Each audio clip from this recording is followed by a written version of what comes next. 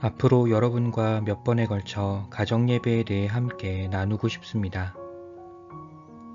가정예배는 무엇인지, 가정예배를 어떻게 드려야 하는지, 가정예배를 드리면서 겪게 되는 어려움에는 어떤 것들이 있으며, 가정예배를 드리고 싶지만 쉽게 용기 내지 못하게 하는 부담 등은 무엇이고, 그것들을 어떻게 해결할 것인지, 가정예배가 우리에게 주는 유익과 기쁨은 무엇인지, 가정예배가 각 가정과 나아가 교회를 어떻게 세우는지 등을 함께 나누려 합니다.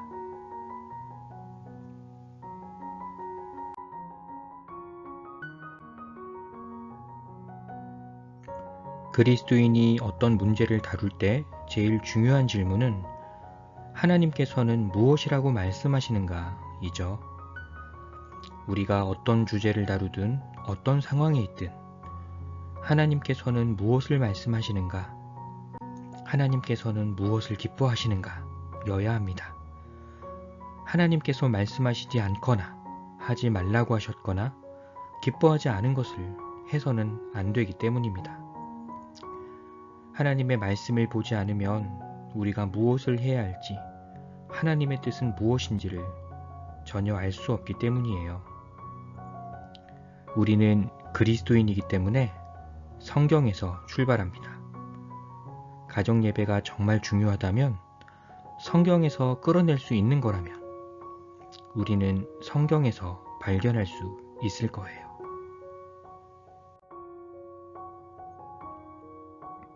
다들 아시는 유명한 본문입니다. 이스라엘아 들으라. 우리 하나님 여호와는 오직 유일한 여호와이시니 너는 마음을 다하고 뜻을 다하고 힘을 다하여 내 하나님 여호와를 사랑하라. 다음 문장과 이 사이에 접속사를 넣어서 읽으시면 좋습니다. 그러므로, 그래서 또는 그와 함께 등을요. 마음과 뜻과 힘을 다해 여호와 하나님을 사랑하기 위해서는 이 말씀을 마음에 새기고 자녀에게 부지런히 가르쳐야 합니다. 또는 마음과 뜻과 힘을 다해 하나님을 사랑한다는 것은 말씀을 새기고 자녀에게 부지런히 가르치는 거죠. 여기서 우리는 질문을 하나 던질 수 있습니다. 어떻게 해야 자녀에게 부지런히 그리고 가르칠 수 있을 것인가? 다음 말씀도 볼게요. 마땅히 행할 길을 아이에게 가르치라. 그리하면 늙어도 그것을 떠나지 아니하리라. 잠언 말씀은 우리에게 굉장한 위로를 줍니다. 특히 자녀들을 키우는 부모들에게요. 마땅히 행할 길을 가르치면 우리 자녀가 늙어서도 그 길에서 떠나지 아니한다는 약속입니다. 마땅히 행할 길은 하나님의 교훈, 하나님의 말씀, 하나님의 율법, 하나님의 길로 생각할 수 있습니다. 우리 아이가, 우리 자녀가 교회의 다음 세대들을 하나님의 길에서 떠나지 않게 하는 법은 그들에게 마땅히 행할 길을 가르치는 것입니다. 하지만 어떻게요? 물론 교회에서 설교를 듣고 교회에 따라 주일학교에 참여합니다. 하지만 여기서 끝이라고 하기엔 뭔가 찝찝합니다. 마태복음 말씀은 기본적으로는 예수님께서 제자들에게 하신 말씀이죠. 제자 삼아라 하고 명령하시면서 주신 말씀입니다. 하지만 넓게 확대해서 적용하면 모든 부모에게, 모든 선생에게 하신 말씀이기도 합니다. 세 가지가 중요한데요. 우리는 우리 자녀들에게 그리스도께서 분부하신 모든 것을 가르쳐야 합니다. 모든 것입니다. 우리가 좋아하는 것, 우리 마음에 드는 것, 우리가 경험한 것만이 아닙니다. 내가 생각하기에 부담되거나 인정할 수 없는 것, 믿어지지 않는 것은 빼고가 아닙니다. 분부하신 모든 것, 가르치신 모든 것, 말씀하신 모든 것, 곧 성경 말씀 전체를 가르쳐야 합니다. 그리고 가르쳐야 합니다. 가르치지 않으면 알 수가 없겠죠. 하지만 안타깝게도 많은 부모가 가르치지 않습니다. 가르친다는 것은 단지 지식을 주입하는 것이 아닙니다. 성경에서 가르치다는 동사는 거의 언제나 그 가르침이 가리키는 대상에 대한 이해와 사랑을 내포합니다. 독서의 중요성과 가치를 자주 말하고 많은 책을 사다 줘도 책을 읽지 않는 부모 아래서 사는 아이들은 책을 좋아하기가 쉽지 않을 것입니다. 책 읽으라고 말하고선 자신들은 TV를 켜는 그 부모 아래 사는 아이들은 정말 책이 좋다고 생각할까요? 책이 재밌다고 생각할까요? 우리는 가르치다는 의미에 대해서 진지하게 생각해 봐야 합니다. 다음 말씀에 오직 주의 교훈과 훈계로 양육하라는 말씀도 마찬가지입니다. 양육하라고 명령하십니다. 단지 지식만을 전하는 것일까요? 아닐 것입니다. 양육하되 오직 주의 교훈과 훈계로 양육하라고 하십니다. 오직이라는 단어가 자꾸 우리 눈에 밟힙니다.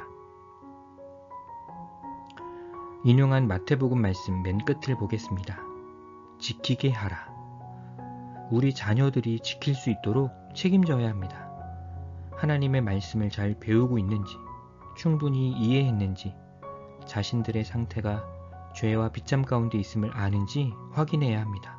모른다면 알려야 하고, 안다면 그들에게 예수 그리스도만이 유일한 구주시라는 것을 보여야 합니다. 많은 일, 많은 과정이 있을 것입니다. 중요한 것은 우리는 자녀들이 지키게끔, 지킬 수 있도록 가르치고 인도하고 도와주고 본을 보여야 한다는 것입니다. 디모데가 이에 대해 우리에게 알려주는 내용이 있습니다. 이는 내 속에 거짓이 없는 믿음이 있음을 생각함이라. 이 믿음은 먼저 내 외조모 로이스와 내 어머니 유니게 속에 있더니 내 속에도 있는 줄을 확신하노라. 바울 사도가 지금 디모데에게 말하고 있습니다. 내 속에 거짓이 없는 믿음이 있다. 그 믿음은 먼저 내 외할머니 로이스와 내 어머니 유니게 속에 있던 것인데 이제는 내 속에도 있는 줄을 내가 안다. 어떻게 이런 일이 가능하게 되었을까요? 3장 말씀을 보겠습니다. 디모데는 배웠고 확신했습니다. 사도 바울은 디모데에게 그 배우고 확신한 일에 거하라고 말합니다. 디모데가 배우고 확신한 일은 무엇일까요? 디모데는 어려서부터 성경을 알았습니다. 외할머니 로이스와 어머니 유니게에게서 배웠음이 확실합니다. 하지만 디모데는 단지 성경 지식을 배운 것이 아닙니다. 왜냐하면 바울이 로이스와 유니게 속에 있던 믿음이 디모데에게도 있다고 말했기 때문입니다. 믿음은 지식 이상이죠. 디모데가 배우고 확신한 것은 바로 그 믿음과 관련되어 있습니다. 그 믿음이라고 해도 다르지 않을 것입니다. 디모데가 믿음으로 배우고 확신한 성경은 어렸을 때부터 외할머니와 어머니의 믿음 안에서 배운 성경은 능히 디모데로 하여금 그리스도 예수 안에 있는 믿음으로 말미암아 구원에 이르는 지혜가 되었습니다. 디모데는 하나님의 사람으로 온전하게 되었고 이는 모든 선한 일을 행할 능력을 갖추게 했습니다. 이런 말씀들이 성경에 아주 많습니다.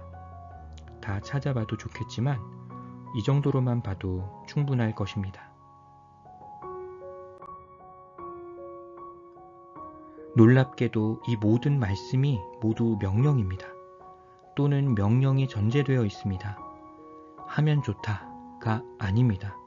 해야 합니다. 그렇지 않으면 어쩔 수 없고가 아니라 큰 화를 당하게 됩니다. 신앙과 아무런 상관이 없게 될 수 있는 것입니다. 하나님의 말씀에 순종하지 않으면서 하나님을 알기에 힘쓰지 않으면서 하나님을 아는 일에 게으르면서 하나님을 믿는다고 또 사랑한다고 말할 수는 없으니까요. 우리는 앞서 살펴본 말씀들을 통해 하나님께서는 신앙이 부모에서 자녀로, 세대에서 세대로 전해지게 하셨음을 의도하셨다고 결론 내립니다. 저는 이것이 하나님께서 가정과 교회를 세우신 목적이라고 생각합니다. 하나님께서는 하나님을 아는 신앙이 혈육을 통해 신앙 공동체, 곧 주의 몸된 교회를 통해 계속해서 전해지게끔 그리고 계속해서 살아있게끔 하십니다. 실제 우리는 교회 역사에서 이를 볼 수 있습니다.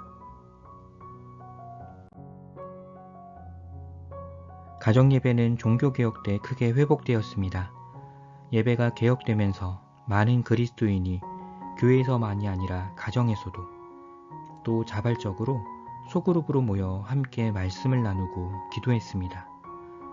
여기서 더 나아가 스코틀랜드 장로교도들과 청교도들은 가정예배 또는 가정경건회를 그리스도인 가정의 핵심으로 강조했습니다. 스코틀랜드 장로교도들은 아예 예배 모범에 가정예배 모범을 더해서 규범화했습니다. 우리는 흔히 주일 예배만을 예배로 부릅니다. 수요일, 금요일, 새벽에 모이는 모임은 엄밀하게 말하면 기도회, 기도 모임이죠. 주일 예배만이 공적 모임입니다. 선조들은 예배라는 용어를 아무데나 붙이지 않았습니다. 아무 때나 사용하지 않았죠. 그런 그들이 가정에서의 경건 생활을 가정예배라고 불렀습니다. 가정예배가 주일 공예배와 함께 신자에게 얼마나 중요한지를 보여주는 대목입니다. 선조들은 가정예배의 소홀한 가정의 가장을 징계했습니다. 자녀들에게 교리문답 가르치는 일에 게으르거나 가정의 경건 생활을 잘 돌보지 않는 가장을 엄히 다스렸습니다. 더 정확하게 말하자면 가장들이 이 일에 소홀하지 않도록 가정예배를 드리는데 겪는 어려움들을 해결할 수 있도록 목사와 장로들이 정기적으로 또 필요할 때마다 신방하고 권면하면서 각 가정을 돌봤습니다.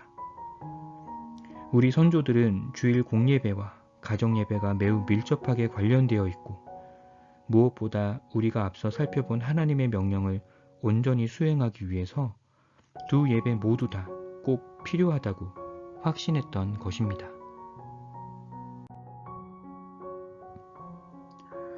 여기서 더 나아가기 전에 가정예배와 가정경건회라는 용어를 잠시 말씀드리겠습니다.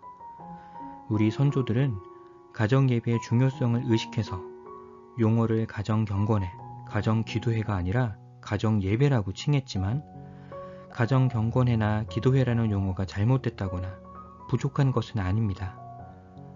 목회적인 관점에서 가정경건회 간에 교회와 가정 모두 우리 선조들처럼 노력하거나 행하지 못하는 지금 예배라는 용어에 합당하게 몇 가지 필수 요소를 반드시 가정경건 모임에 넣어서 행하도록 하는 것은 이제 걸음마를 하거나 막 뜀박질을 시작한 아이에게 100m 전력 달리기를 하라고 하는 것과 같을지도 모릅니다.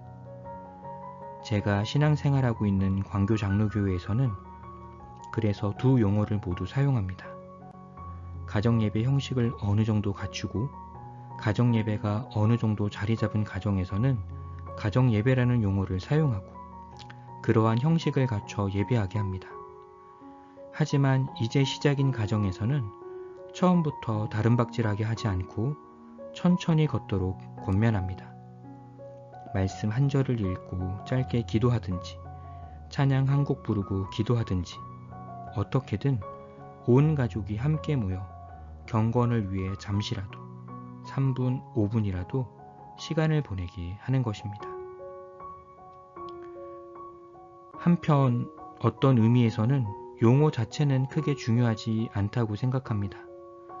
각 가정이 처한 상황에서 최선을 다해 함께 모여 주의 이름을 부르는 것이 중요합니다.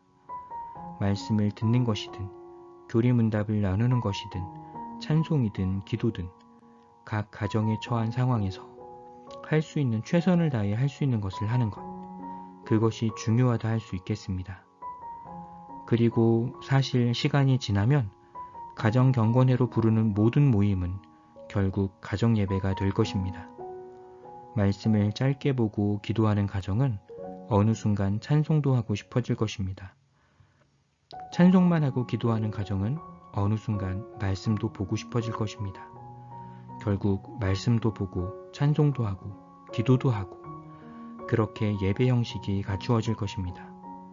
내용도 풍성하고 형식도 자연스럽게 자리 잡게 될 것입니다. 다시 돌아와서 네덜란드 교회 이야기를 말씀드리겠습니다. 네덜란드 교회는 예부터 가정예배의 가치와 중요성을 잘 알아왔고 강조해 왔습니다.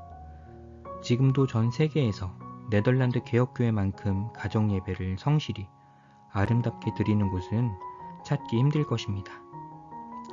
우리 한국교회와 문화와 삶이 많이 달라서 단순 비교가 어렵다는 것을 인정하긴 해야겠지만 가정경건에 대한 그들의 열심과 진정성은 우리가 늘 본받아야 할 것입니다.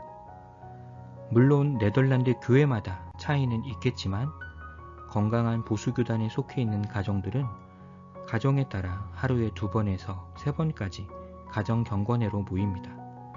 짧게 찬송 한 곡 부르고 기도하는 때도 있고 저녁에는 말씀도 나누고 하면서 온 가족이 일상생활 가운데서도 힘써 하나님의 말씀을 찾고 가르치고 배우며 찬양하고 기도합니다.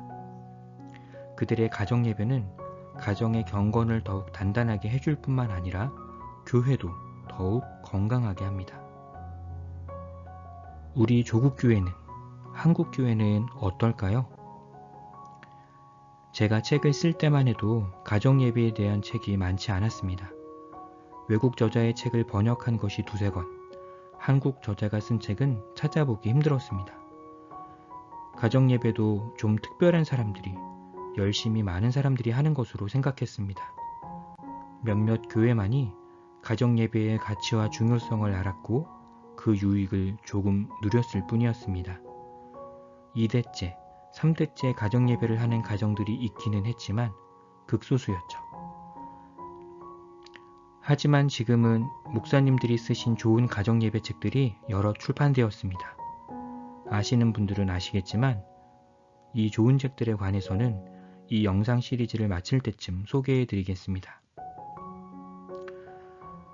또 건강한 많은 교회에서 가정예배를 장려하고 가정예배를 드릴 수 있도록 실제적으로 목회적으로 돕고 있습니다. 가정예배가 교회를 더 건강하게 만드는 사례들이 보고되고 있지요. 특히 최근에 코로나19로 대면 예배가 어렵게 되면서 가정예배는 비상시국에 각 가정이 교회의 지도 아래 최소한의 영적 생존을 위해 반드시 필요한 신앙행위로 자리 잡고 있습니다. 나눌 이야기들이 정말 많지만 기회가 되면 더 나누기로 하고요. 이제 다시 처음으로 돌아가야겠습니다. 성경에 가정예배라는 용어가 있나요? 없습니다.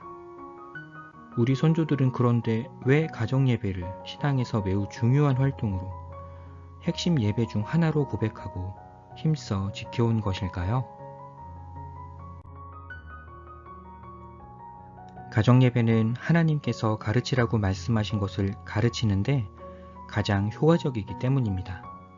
매일 하든 일주일에 1-2번 하든 정해진 시간에 주기적으로 규칙적으로 무엇인가를 한다는 것은 사람에게 무척 중요합니다. 그렇게 할 때 사람은 그것이 중요하다고 받아들이게 되기 때문이죠. 가르치라고 해서 단지 지식적으로 우리가 진리를, 복음을, 교훈과 율법을 전한다면 말 그대로 지식에 끝날 것입니다.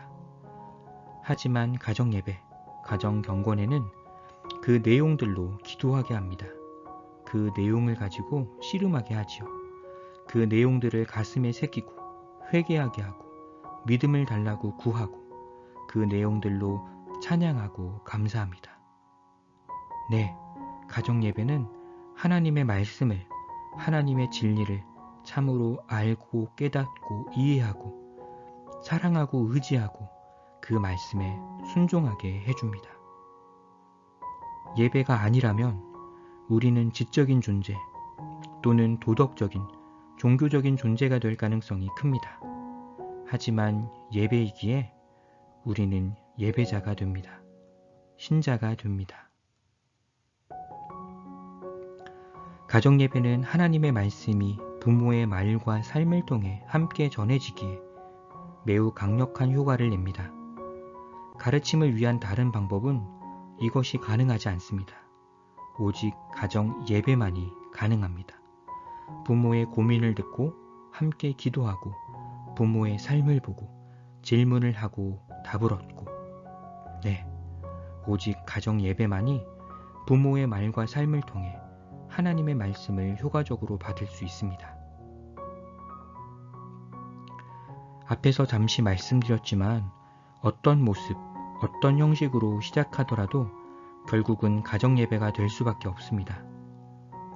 바쁜 아침 식사 시간 때 말씀을 한 절 읽고 기도합니다.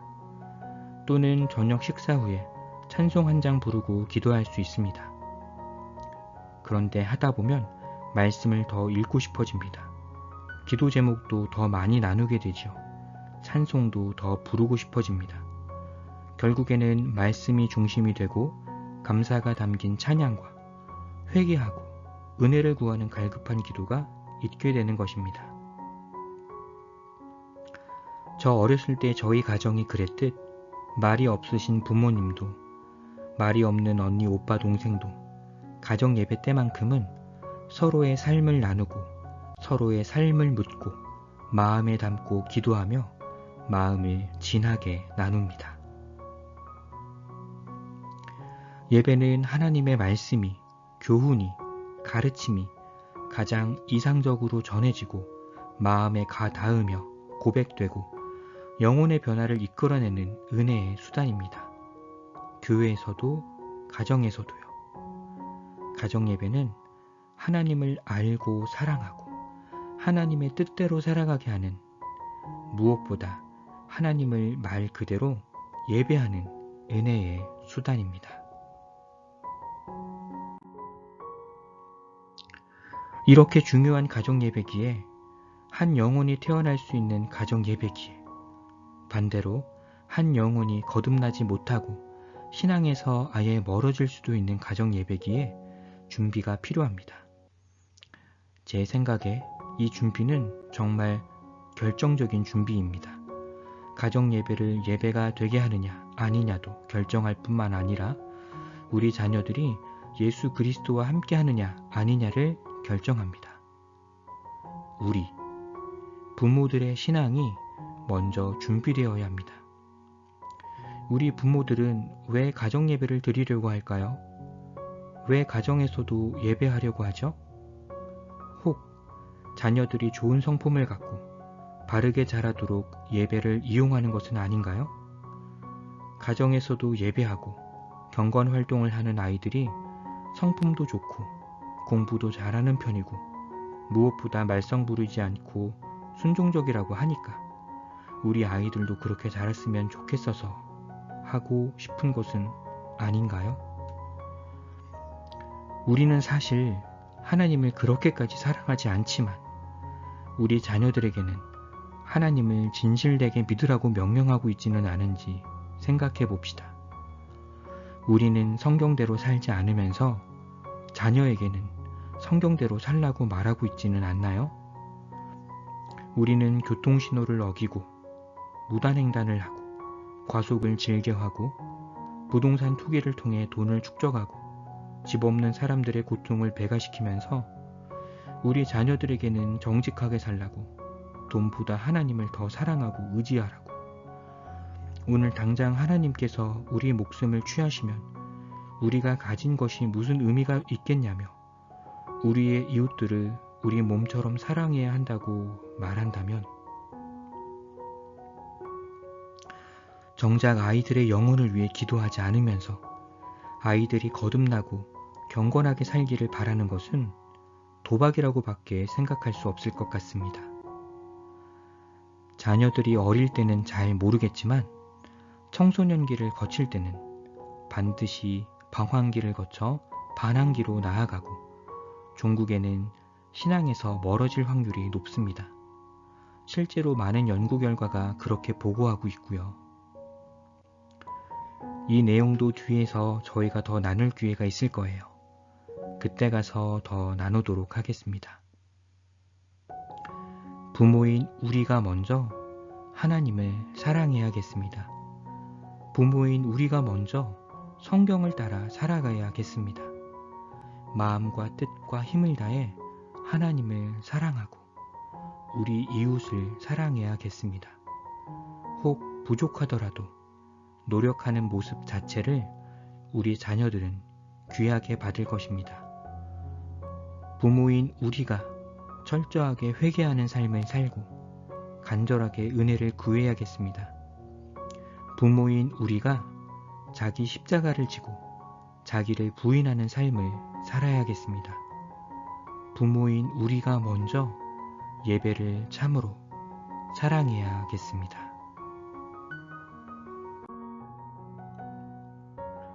왜 가정 예배를 드려야 합니까? 사람의 첫째 가는 목적이 하나님을 영화롭게 하고 영원토록 하나님을 즐거워하는 것이기 때문입니다. 우리는 언제 하나님을 영화롭게 하고 영원토록 하나님을 즐거워하게 되나요?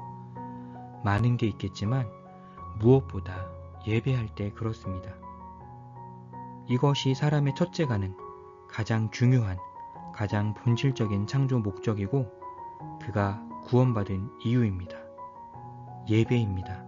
우리는 예배하기 위해 구원받은 존재입니다. 왜 가정 예배를 드려야 하나요? 이 백성은 내가 나를 위하여 지었나니 나를 찬송하게 하려 함이니라. 네, 하나님께서는 우리에게 찬송받으시기 위해, 예배받으시기 위해 우리를 지으셨습니다.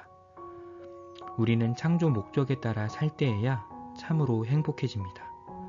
하나님을 예배하고 찬양하는 것이 우리의 유일한 참된 삶이기 때문입니다.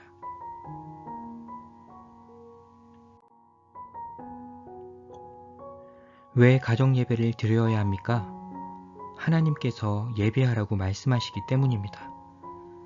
하나님께서 우리가 하나님을 예배할 때 기뻐하시기 때문입니다. 신자에게 그 존재의 가장 궁극적인 목적이 바로 하나님을 예배하는 데 있다면 그리스도인 가정의 궁극적인 존재 목적도 하나님을 예배하는 것이기 때문입니다. 우리 남편을, 우리 아내를, 우리 자녀를, 우리 부모님과 형제를 진실로 사랑하기 때문입니다. 그들의 영혼을 불쌍히 여기기 때문입니다. 사랑하는 가족과 하나님을 예배하고 싶기 때문입니다. 사랑하는 가족과 하나님을 찬양하는 것이 가장 큰 행복이요 즐거움이기 때문입니다. 우리가 만약 지금 이렇게 중요한 일을, 긴급한 일을 놓친다면, 이 일에 게으르다면 우리 자녀들이 훗날 우리에게 이렇게 말할지도 모릅니다. 왜 주의 교훈과 훈계로 날 가르쳐주지 않으셨어요? 왜 날 위해 기도하지 않으신 거예요? 왜 내 영혼에 그토록 무관심하셨죠? 정말 이런 말을 절대 듣는 일이 없도록 해야겠습니다.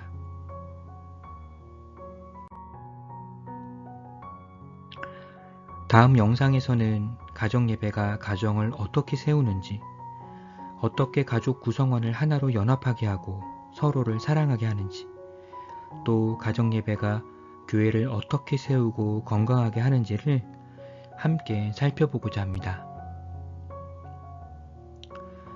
마음이 있으면 형식은 정말 하나도 중요하지 않습니다. 아직 가정예배를 드리지 않으신다면, 여러 이유로 주저하고 계신다면 지금 당장 여러분의 사랑하는 가족과 주일 설교 말씀을 생각하며 설교 본문 말씀을 읽고 찬송 한 곡을 부르고 짧게 기도하는 것으로부터 시작해 보십시오. 더 짧게 시작하셔도 좋습니다. 다만 진실하게 전적으로 하나님만을 의지하면서 하나님의 은혜를 간절히 구하면서 시작해 보십시오. 하나님께서는 당신을 찾는 자들을 결코 외면하지 않으시기 때문입니다. 예수님께서 지나가신다는 소식을 들은 각종 병 걸린 사람들이 소리 높여 다윗의 자손 예수여, 나를 불쌍히 여기소서 외칠 때마다 예수님께서는 반드시 응답해 주셨습니다. 소리 높여 우리 아버지 하나님께 은혜와 자비를 구합시다.